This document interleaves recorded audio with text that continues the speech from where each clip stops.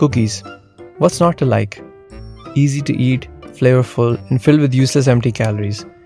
In my quest to make the perfect cookies, मैंने दुनिया जहान की रेसिपीज ट्राई की हैं और मैंने इन सब को कंसोलिडेट करके एक फाइनल वर्जन बनाया.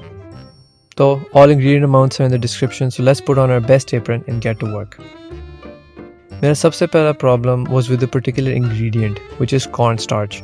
अब cornstarch का बेसिकली मकसद ये है कि वो आपकी कुकीज़ को उनकी शेप होल्ड करने में हेल्प करता है.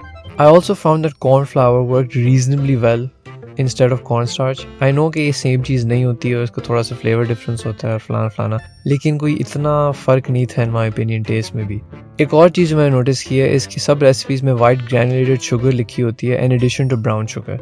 अब granulated sugar normal table sugar होती है, बट आप जो भी कर लें इसको डिज़ोल्व करना कुकीज़ के अंदर ऑलमोस्ट इम्पॉसिबल है.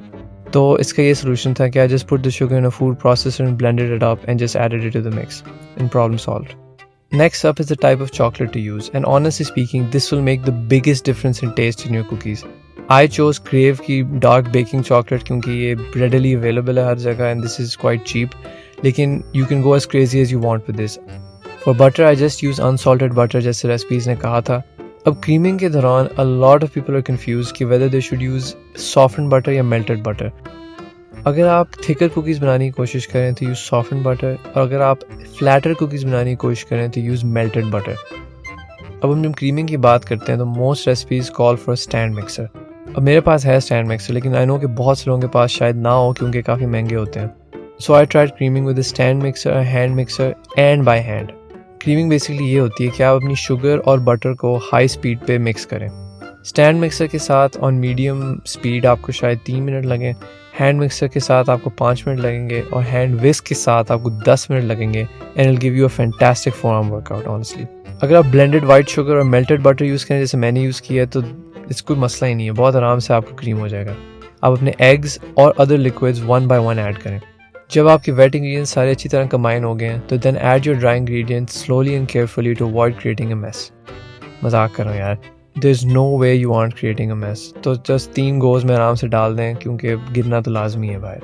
आफ्टर मिक्सचर्स कम टुगेदर और एक अच्छी सी डो बन गई है, it's time to add our chocolate. अब चॉकलेट को चॉप करने का भी कोई इतना आसान तरीका नहीं है honestly, especially if you're using a thick slab of chocolate like I am. तो just warm your knife slightly and it should work fine. अपनी whisk या पैडल अटैचमेंट को क्लीन करें and remember that not licking your fingers is illegal, so please इस step को नहीं भूलना आपने.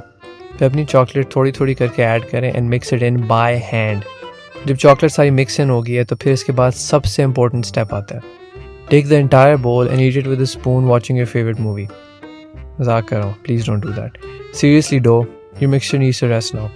The best results are if you leave it in the fridge overnight or even longer. This is important for 2 reasons. पहली ये है कि cookies का बहुत अच्छा फ्लेवर डेवलप होता है क्योंकि फ्लावर को और टाइम मिल जाता है फ्लेवर्स अब्जॉर्ब करने के लिए.